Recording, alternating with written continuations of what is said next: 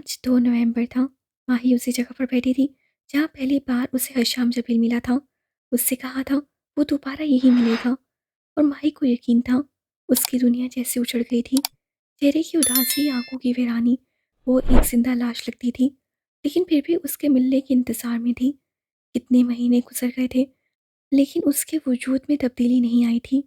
वो साकित पुतलियों से टावर को घूर रही थी, जब उसकी आंखों की पुतलियों में जैसे जंबिश हुई थी।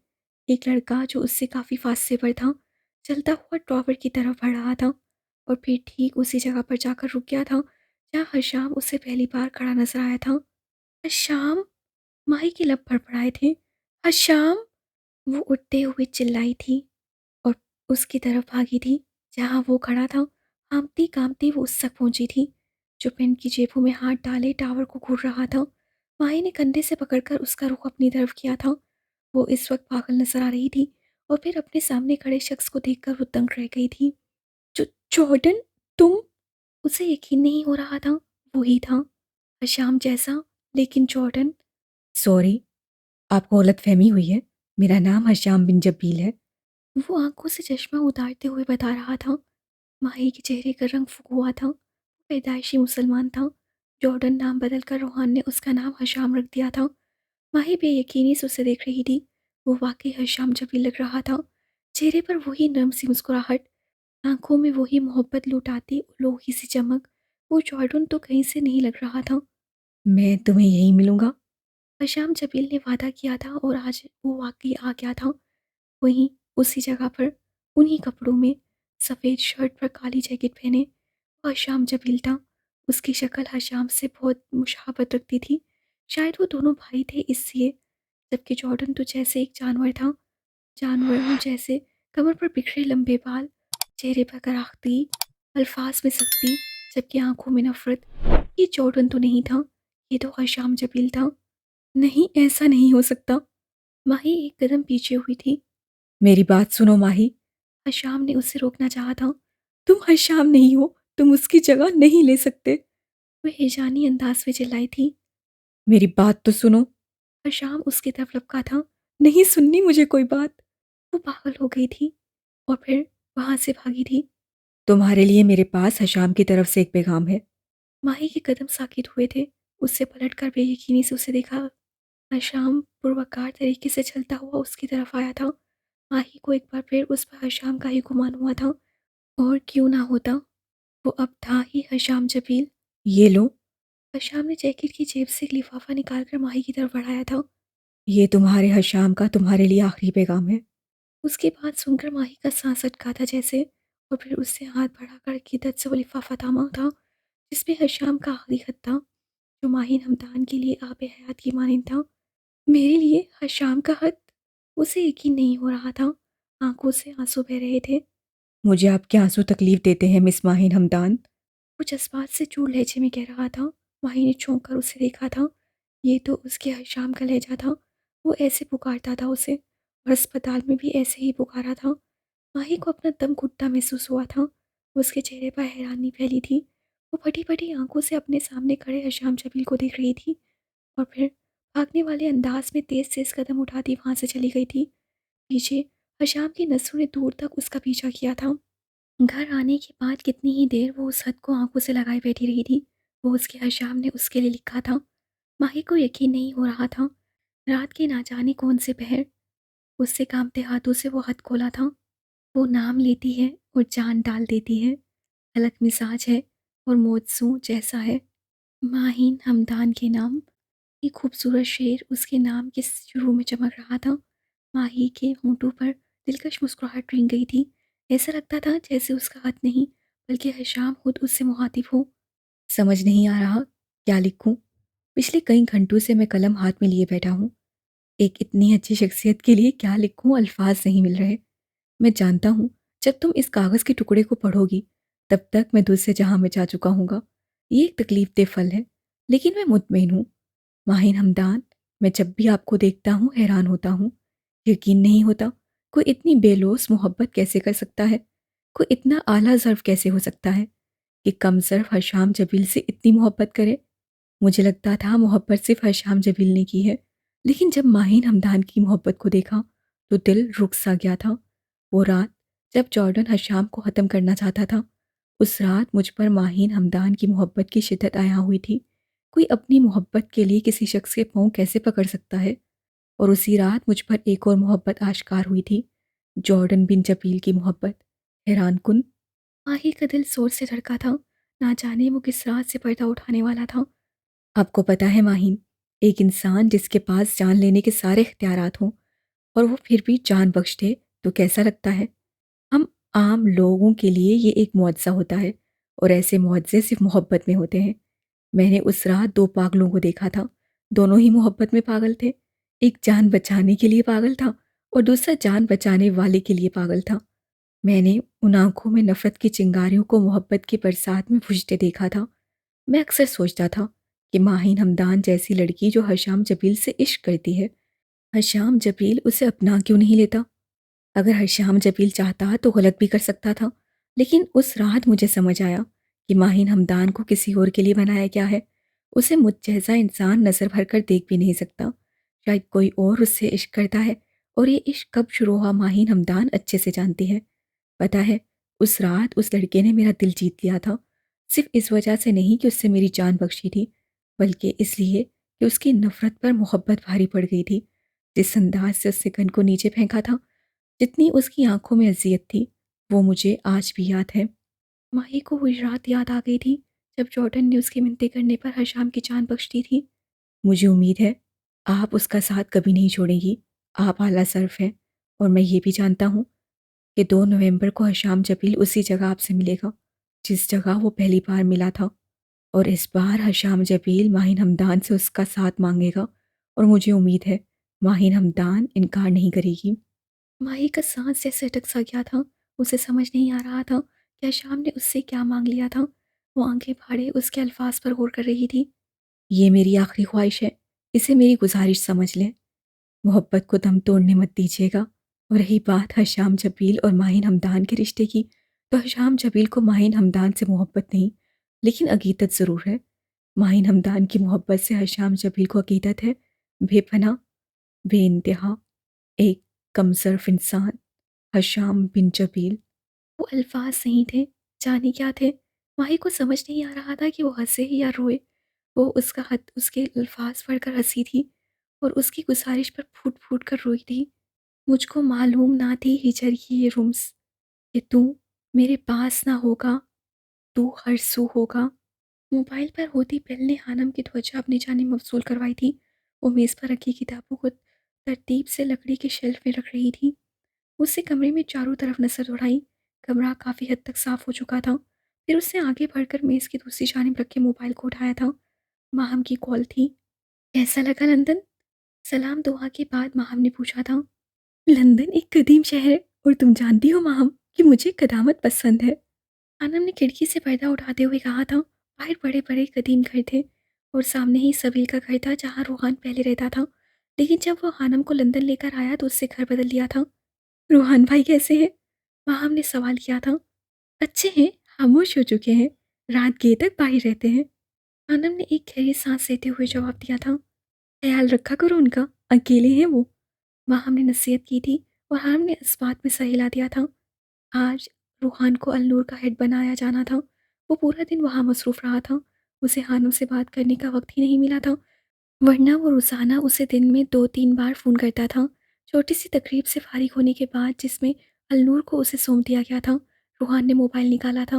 वो हानम को फ़ोन करने वाला था जब अचानक एमी की तरफ से भेजी गई एक तस्वीर को देखकर हैरान रह गया। वो जिनी थी, जिनी मार्टर, जिसके साथ मिलकर कभी उससे गाने गाए थे। उसने खुदकुशी कर ली थी। रूहान के लिए ये खबर काफ़ी हैरानकुन थी। उसे यकीन नहीं हो रहा था कि चीनी जैसी लड़की खुदकुशी कर सकती है। उससे फ़ौरन इंटरनेट पर चीनी के मुतालिक रिसर्च किया था। लोग काफ़ी सदमे में थे। वो अच्छी गुलकारा थी। कुछ लोग उसकी खुदकुशी से दुखी थे, जबकि कुछ लोग उसे कत्ल करार दे रहे थे। रूहान गहरी सोच में पड़ गया था। तुम लोगों ने कहा था कि आरजे मर चुका है, लेकिन नहीं, वो ज़िंदा है और इस रूप में ज़िंदा होगा मैंने कभी सोचा नहीं था। ये वही स्याह खिड़कियों और दीवारों वाला कमरा था और इस तकूनी मेज़ के गिर्द आज सालों बाद भी वही तीनों लोग मौजूद थे। एक बॉस और दोनों वो। बॉस, आपको गलतफ़हमी हुई है, आरजे मर चुका है। लड़की जो कि सर से पाँव तक स्याह कपड़ों में मलबूस थी संजीदगी से कह रही थी। आरजे जिंदा है और उस लड़के को देख रहे हो? ये आरजे ही है। पहले मैं इसे जिंदा चाहता था, अपने मकसद के लिए इस्तेमाल करना चाहता था, लेकिन अब ये दुश्मनों में शुमार हो चुका है। इसे हर हाल में ख़त्म करना होगा, हर तरह से। वो उसके चेहरे पर कराहत की छाई थी। वो लड़की वो लड़का इस बात में सर हिलाकर रह गए थे। रात के तकरीबन पौने 12 बजे का वक्त था। हानम नींद से बोझल आंखें लिए लाउंज में सोफे पर बैठी थी। सख्त सर्दी पड़ रही थी। वो रूहान का इंतजार कर रही थी। मुलाजमा कब की सो चुकी थी। वो हानम को शदीद गुस्सा आया हुआ था। कुछ देर बाद रूहान अंदर दाखिल हुआ था। हानम को सोफे पर बैठा देखकर वो चौंका था। अस्सलामुअलैकुम। रूहान ने सलाम करते हुए कोट उतारकर सोफे पर रखा। हानम उसे खा जाने वाली नसों से घूर रही थी। उसने सलाम का जवाब भी दिल्ली में दिया था। तुम आज अभी तक जाग रही हो? मुझे लगा सो गई होगी। खैर, जाग ही रही हो तो खाना मिल सकता है मुझे? काफ़ी भूख लगी है। रूहान ने बंद आंखों से कहा था। वो सोफे से टेक लगाए बैठा था। हानम का पारा हाई हुआ। जहाँ इतनी रात तक रहते हैं वहाँ खाना भी खा लिया करें। हानम ने एक एक लफ्ज़ चबा चबा कर कहा था। वो सोफे से उतरकर जूते पहन रही थी। हान ने चौंक कर आंखें खोली थीं। उसे यकीन नहीं आ रहा था। ये जवाब हानम ने ही दिया था। वो लंदन आने के बाद काफ़ी पुरसुकून हो गई थी। उसके काम बिना कही कर देती थी। और आज आज क्या हुआ था उसे?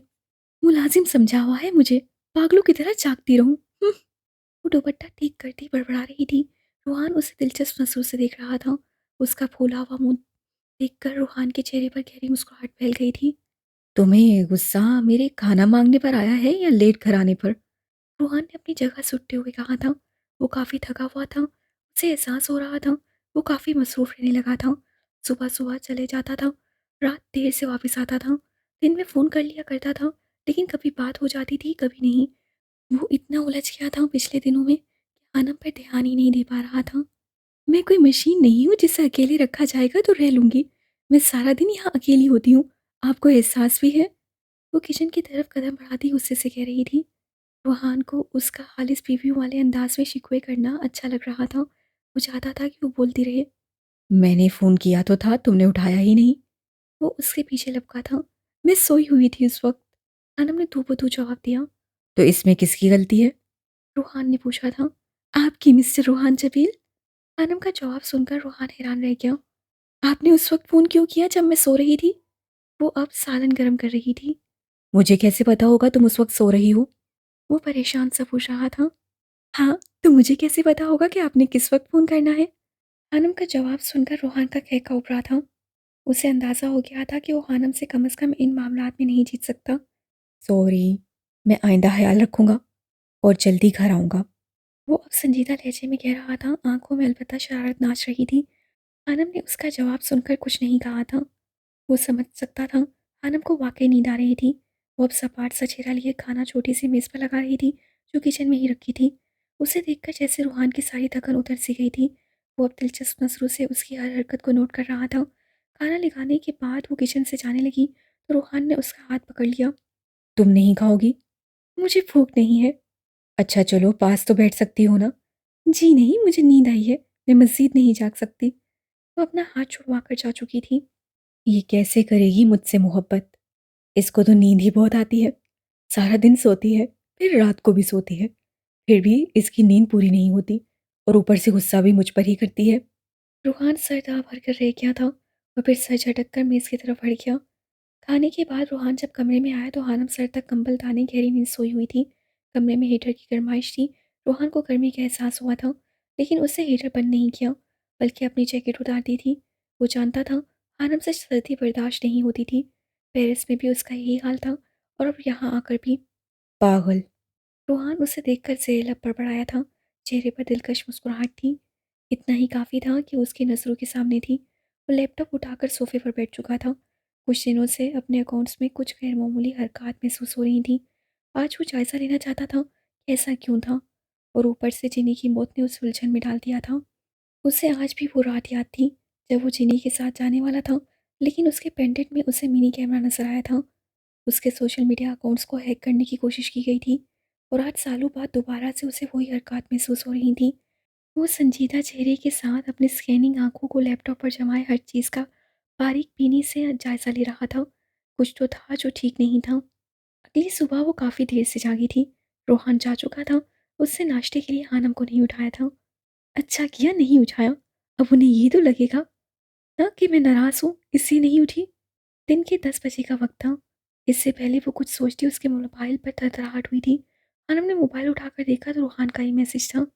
घर में ध्यान से रहना, बिला वजह किसी के लिए भी दरवाज़ा मत खोलना और मशकूक अफराद से हरगिज़ बात मत करना और घर से बाहर भी मत निकलना। रूहान का मैसेज पढ़कर हानम की देवरी चढ़ी थी। आज तो उससे बस्ती में घूमने का इरादा किया था। आज ही वो उसे घर में रहने की तलकीन कर रहा था। मैं कोई बच्ची हूँ जो यहाँ खो जाऊंगी? मैं बाहर नासमी जाऊंगी। हानम ने जवाब दिया था। उसे खुद समझ नहीं आ रहा था वो उससे क्यों नाराज थी।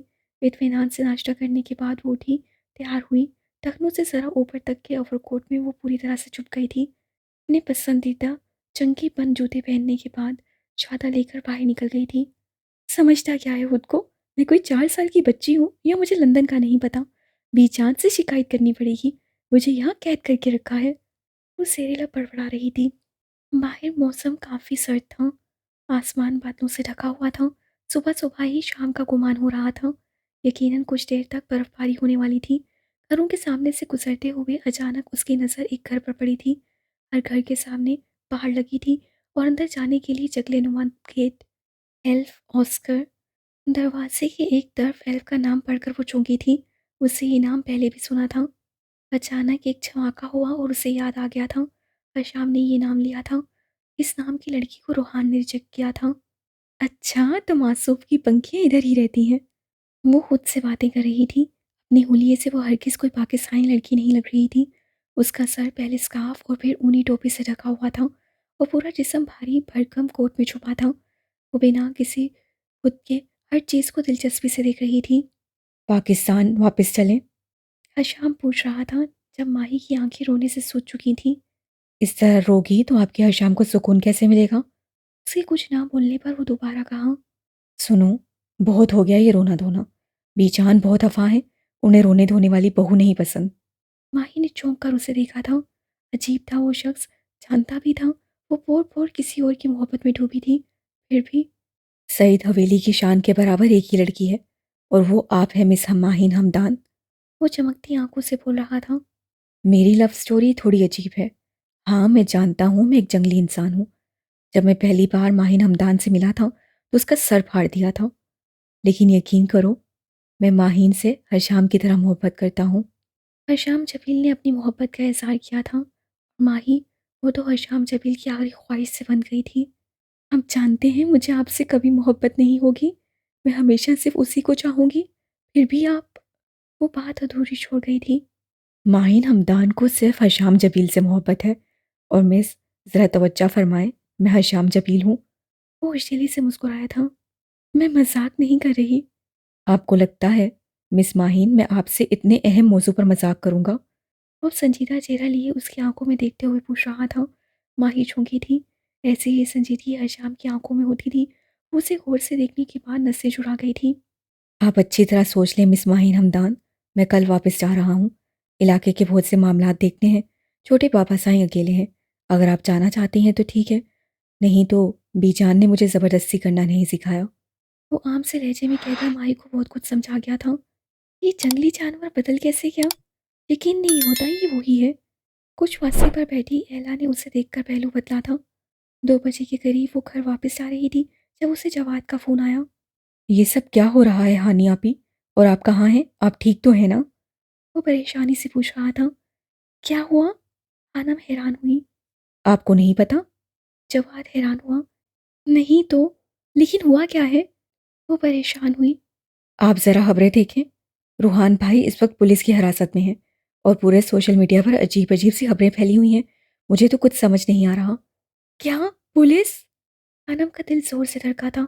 हाँ, आप खबरें देखिए और घर से बाहर मत निकलिएगा। उनके बहुत सारे दुश्मन हैं। जवाद ने तलकीन की थी और फिर वो फ़ोन बंद कर चुका था। आनम का दिमाग साए साए कर रहा था। वो जानती थी उसके बहुत सारे दुश्मन हो सकते थे और वो ये भी जानती थी कि लोग उसे बदनाम करने के लिए कुछ भी कर सकते थे। लेकिन अभी तो उससे शुरू किया था। आनम के कदमों की रफ्तार तेज़ हुई थी और वो जल्द घर पहुंचकर सूरत हाल का अंदाज़ा लगाना चाहती थी। मैंने कहा था ना अपनी रफ्तार आहिस्ता कर लो, ये लंदन है। सबील उसके सामने बैठा था। उसके चेहरे पर संजीदगी छाई थी। तो तुम्हें लगता है ये सब मैंने किया है? रूहान ने मोबाइल उसे वापस समाया, जिसमें वो कुछ वीडियोस देख रहा था। उन वीडियोस में रूहान जबील था, जो इस्लाम के खिलाफ बातें कर रहा था और साथ ही दूसरे मज़ाहिब को निशाना बना रहा था। उसके साथ कुछ लोग थे जिनका चेहरा छुपा हुआ था और वो हुलिये से दहशतगर्द लग रहे थे। ये वीडियो साफ ज़ाहिर कर रही थी कि रूहान जबील का ताल्लुक दहशतगर्दों से था। मेरे मानने या ना मानने से क्या फ़र्क पड़ता है? फ़र्क इस बात से पड़ता है कि तुम्हारी पैरवी करने वाले तुम्हारे खिलाफ हो गए हैं और दहशतगर्दों से ताल्लुक़ रखने पर लंदन की बड़ी शख्सियात और मज़हबी कम्युनिटीज़ बहुत ज़्यादा गुस्से में हैं। मेरा सिर्फ़ ईमान बदला है, मेरा दिमाग सल्फ़ाइट वाला ही है। ये जो मेरे खिलाफ साज़िश की गई है, इसका तो मैं पता चला ही लूँगा। रूहान का लहजा अटल था। ये काफ़ी मुश्किल काम है। तुम्हारा दुश्मन काफ़ी शातिर है। तुम्हारे bank accounts million dollars transfer हुए हैं और इस वीडियो के मुताबिक तुमने लंदन में दहशतगर्दी फैलाने का मुआवज़ा लिया है। कमाल है, ये पता चल गया कि मेरे अकाउंट में पैसे ट्रांसफ़र हुए हैं। ये मालूम नहीं किया किसी ने ये कहाँ से आए हैं, कैसे ट्रांसफ़र हुए हैं। यही काम है हमारा। मैं एक वकील हूँ। अगर हम ये मालूम करने में कामयाब हो गए कि ये पैसे कैसे ट्रांसफ़र हुए हैं, तो यकीनन तुम बेगुनाह साबित होगे। फ़िलवक़्त तो मैं तुम्हारी ज़मानत करवाता हूँ। सबील ने मेज़ पर रखी फाइल उठाते हुए कहा था, जबकि रूहान गहरी सोच में था। उसे इस बात से फ़र्क नहीं पड़ता था कि लोग उसे क्या समझ रहे थे, बल्कि वो जानना चाहता था उसके खिलाफ इतनी बड़ी साजिश किसने की थी। आनम ने घर पहुंचते ही टीवी लगाया था। न्यूज़ चैनल पर चलती खबरों को सुनकर वो गुंग रह गई थी। रूहान की वीडियोस बार बार दिखाई जा रही थी। लोगों की एक बड़ी तादाद अल-नूर के बाहर जमा हो गई थी। लोग उसे बुरा भला कह रहे थे। उसका सर चकरा गया था। रूहान ऐसा नहीं कर सकते, वो बड़बड़ाई थी और फिर फ़ोन की घंटी बजने पर चौंकी थी। डैड, ये आप कैसे बयान दे रहे हैं? एल्फ मिस्टर ऑस्कर से सख्त लहजे में पूछ रही थी। वो लड़का एक दहशतगर्द है जिससे पूरे लंदन को खतरा। तुमने वीडियोज़ नहीं देखी? डैड, ऐसा नहीं है, मैं उसे जानती हूँ। ये उसके खिलाफ साजिश की गई है। आप तो समझने की कोशिश करें। एल्फ अपने बाप के बयान सुनकर परेशान हो गई थी। रूहान जबील को सख्त सज़ा देने और लंदन से निकालने की बात कर रहे थे। मज़हबी कम्युनिटियाँ अल-नूर को बंद करना चाहती थीं। उनका कहना था, ये इदारा दहशतगर्द पैदा कर रहा था। कोई साजिश नहीं है। साफ ज़ाहिर है, उससे लाखों डॉलर्स लिए हैं इस काम के लिए। मिस्टर ऑस्कर गुस्से में थे। एल्फ ने तंग आकर फ़ोन बंद कर दिया था। वो दूसरे शहर आई हुई थी, अपनी माँ के शहर। वो जानती थी रूहान हानम के साथ वापस आ गया था और एल्फ में उनका सामना करने की हिम्मत नहीं थी। लेकिन अब बात रूहान की आ गई थी। वो उठी और अपना बैग पैक किया। आज शाम की ट्रेन से वो वापस लंदन जा रही थी। इन लोगों की हिम्मत कैसे हुई तुम्हें गिरफ्तार करने की? मैं छोड़ूंगा नहीं किसी को भी। डॉक्टर बासित काफ़ी गुस्से में थे। उनकी रसाई काफ़ी ऊपर तक थी। उन्हें गुस्सा था, रूहान के सर इल्ज़ाम लगाया जा रहा था। आप परेशान ना हो डॉक्टर साहब, मैं अभी तो घर जा रहा हूँ, सबील है मेरे साथ। ये सब इतना अचानक हुआ कि मुझे समझने का मौका ही नहीं मिला। मैं घर जाकर देखता हूँ। रूहान काफ़ी पुरसुकून था। उसकी ज़मानत मुमकिन नहीं थी। ये तो सबील का काम था। वो काफ़ी सही और शातिर वकील था। खेल काफ़ी चालाकी से खेला गया था, जिसकी रूहान को भनक भी नहीं पड़ी थी। रूहान जब घर पहुंचा तो हैरान रह गया था। एमी आधी से ज़्यादा क्लास के साथ उसके घर में मौजूद थी। Hey man, are you okay? Ruhan को देखकर वो बेताबी से उसकी जाने पड़ी। मैं ठीक हूँ। वो मुस्कुराया था। आनम हैरत से कभी उसे तो कभी एमी को देख रही थी। अस्सलाम वालेकुम भाभी। सबील की आवाज़ पर वो चौंकी थी और सर हिलाकर आहिस्ता से जवाब दिया था। मुझे लगा तुम्हारी वाइफ अकेली होगी, घर में कोई खतरा हो सकता है, इसी में फ्रेंड्स के साथ यहाँ आ गई थी। एमी ने अपने आने की वजह बताई। बहुत अच्छा किया। मैं भी हानम के अकेले होने की वजह से परेशान था। रूहान ने हानम के चेहरे की तरफ देखते हुए कहा था। हानम के चेहरे पर अजीब सा तासुर था जिसे वो समझ नहीं पाया था। ओके, अब हम चलते हैं, फिर आएंगे। कोई भी मसला हो तो हमें बताना। हमें तो तुम पर पूरा भरोसा है। एमी ने उसे यकीन दिलाया था। रूहान के चेहरे पर मुस्कुराहट फैल गई थी। कम से कम वो तो उसे बेगुनाह समझती थी। उनके जाने के बाद रूहान सोफे पर बैठ गया था। वो काफ़ी थक चुका था। ये जिस्मानी नहीं, ज़हनी थकावट थी। कुछ देर बाद हानम चाय ले आई थी। मुझे तुम्हारे सारे अकाउंट्स की डिटेल चाहिए और ये भी याद करो कि उन वीडियोस पर जो वक्त दर्ज है उस वक्त, उस दिन, उस तारीख को तुम कहाँ थे। कहने को तो ये कैमरा से ली गई वीडियोस हैं, लेकिन ऐसा नहीं है, ये तुम जानते हो। अगर हमारे पास मजबूत मजबूत हो तो कोर्ट में पहली पेशी पर ही तुम बेगुनाह साबित हो सकते हो।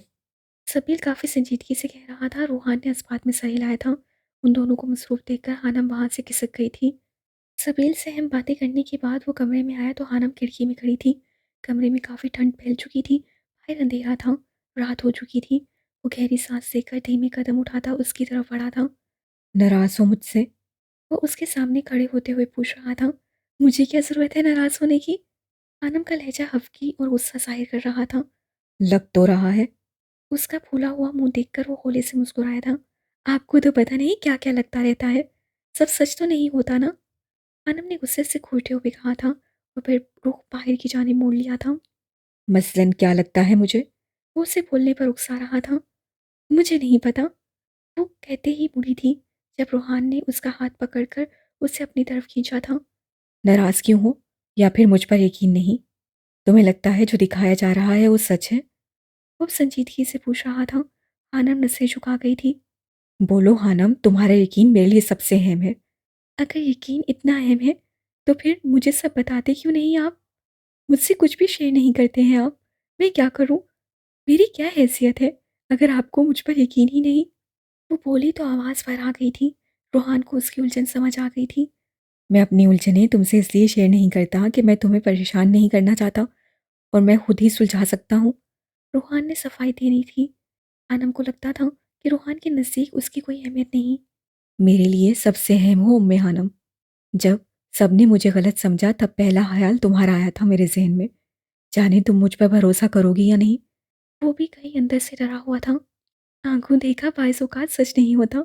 मैं जानती हूँ ये सब झूठ है, लेकिन मुझे दुःख इस बात का है कि आप मुझे कुछ बताते नहीं हैं। ओके, इस बात के लिए मैं माफ़ी माँगता हूँ। आइंदा से हर बात तुमसे शेयर किया करूँगा।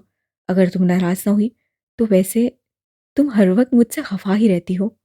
रूहान ने उसके चेहरे पर आई लट को उँगलियों की मदद से कान के पीछे किया था। मैं कब नाराज़ होती हूँ? आप मुँह फुलाकर रखते हैं हर वक़्त।